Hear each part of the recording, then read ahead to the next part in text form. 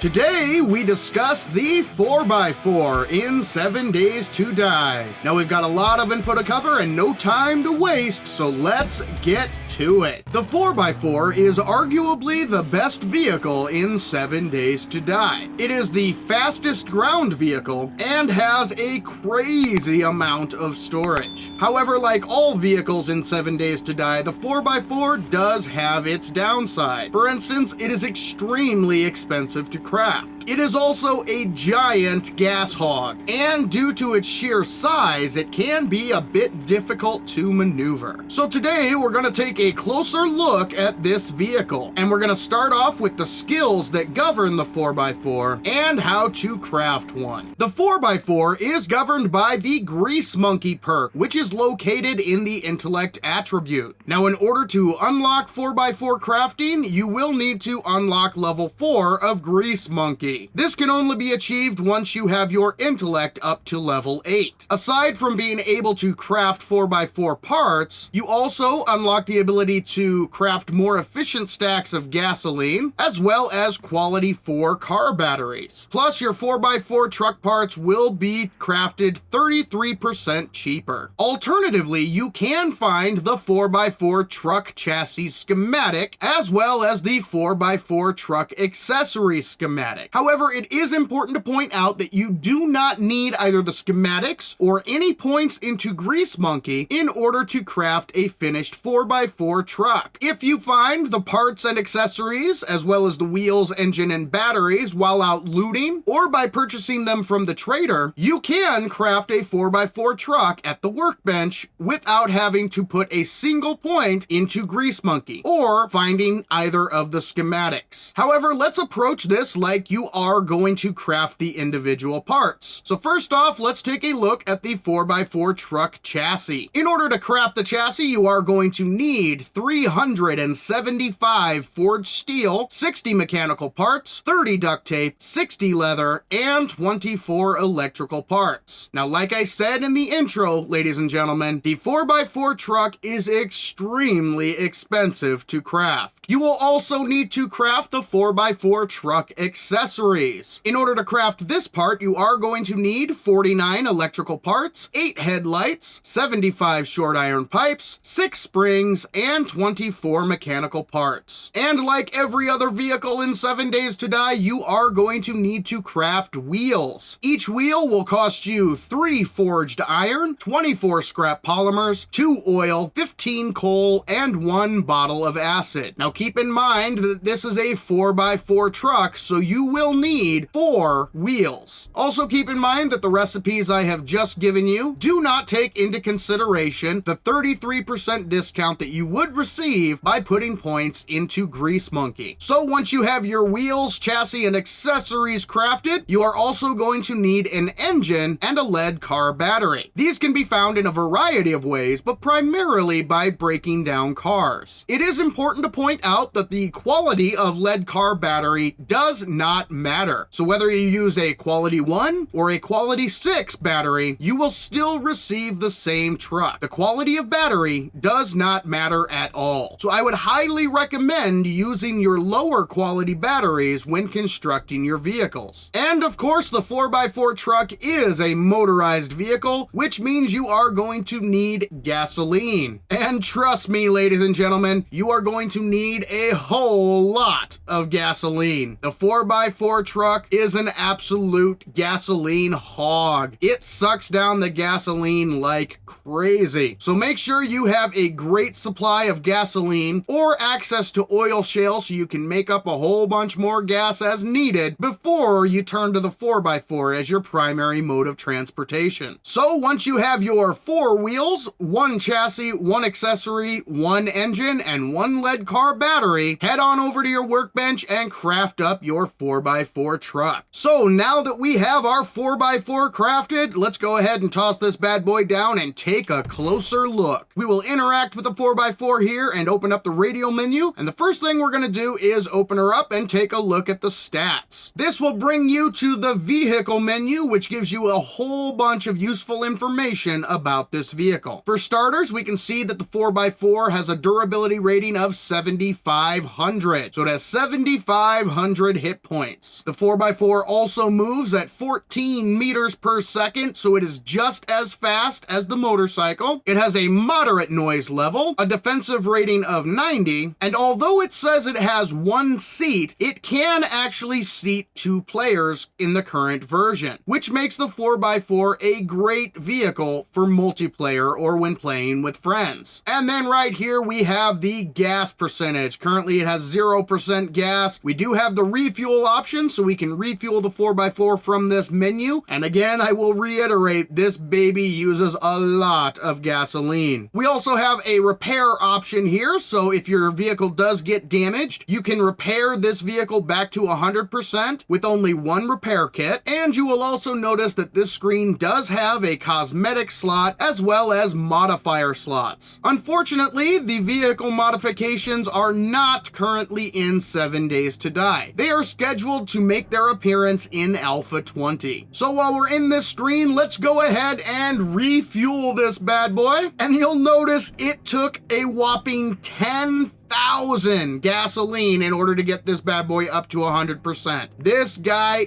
guzzles the gasoline. Now let's take a look at one of the major benefits of the 4x4. And of course, I'm talking about the storage capabilities. Let's open up the storage of the 4x4 and look at that, ladies and gentlemen. This bad boy has a whopping 81 inventory slots. With regards to storage, the 4x4 is hands down the best vehicle in 7 Days to Die. So if you're looking to go out and do a whole bunch of looting and getting a whole bunch of goodies, you'll definitely want to bring your 4x4. That way you can store all of that awesome loot without having to make multiple trips back to your base. So now I think it's about time to hop in this bad boy and take her for a spin. Now, as I said, the 4x4 does have the same speed as the motorcycle, and it also has the same basic controls as the motorcycle as well. So let's take a look at those controls right now. We're going to start off with the controller users out there. In order to go forward, all you have to do is hit the right trigger button. That will make the vehicle go forward. To reverse the vehicle, you just hit the left trigger button. The left thumbstick will control the actual steering of the vehicle. So if you move the left thumbstick to the left, you will turn the vehicle to the left. If you move the thumbstick to the right, you will turn the vehicle to the right. The right thumbstick will move the camera. So as you see, I'm not actually steering the vehicle. I'm just moving the camera as I'm driving. And in order to engage the turbo mode, you are going to want to click the left thumbstick. That'll boost you up into the fastest speed for the 4x4. However, by going into turbo mode, you are also going to be draining your gasoline a whole bunch quicker. Now, for all of you mouse and keyboard users out there, in order to go forward, you are going to hit the W key. That makes the vehicle accelerate forward. If you hit the S key, that will make the vehicle go into reverse. And you're going to use your mouse in order to steer the vehicle. So if you turn the mouse to the left, you will turn left. If you turn the mouse to the right, you will turn the vehicle to the right. Now, one more important thing to point out about the 4x4, if you click the left button on the mouse, that changes you from mouse steering to keyboard steering. So if we click that left button, you'll see that my camera changed. Now I can move my camera with the mouse, but I'm not actually steering the vehicle. Now I can use my A and D keys in order to turn my vehicle. So if I hit the A key, I will turn to the left. D turns me back to the right. And now I can move my camera freely with my mouse. In order to exit out of that mode, all you have to do is click that left mouse button one more time, and now we are back to mouse steering. That is a great feature of the land vehicles when using mouse and keyboard. And of course, if you hold down the shift button while you're driving your 4x4, you will enter turbo mode. You'll be moving a whole lot quicker, but you'll be sucking down a whole lot more gasoline. The 4x4 is an absolutely awesome vehicle. It has the best durability in the game, tied for the fastest speed for a ground vehicle in the game, can carry up to 2 people, and has an insane amount of storage space. Now, the 4x4 does come with some downsides. For instance, it is extremely expensive to craft. and it absolutely burns through the gasoline. Plus, it can be just a little bit difficult to maneuver based on the sheer size of this vehicle, and it does not handle very well off-road. But if you're looking for a vehicle that will get you to your destination quickly and has a crazy amount of storage space, look no further than the 4x4 truck. As I said, this vehicle is arguably the best vehicle in 7 Days to Die, but I will leave that argument up to you folks. What do you all think of the 4x4? Let me know in the comments below. Now, if you'd like to see some more awesome 7 Days to Die tutorial videos, I've created a very special playlist that you can access by clicking the box in the top right corner of the screen. But for now, this is Saven saying thank you, ladies and gentlemen, for joining me in Saven's World.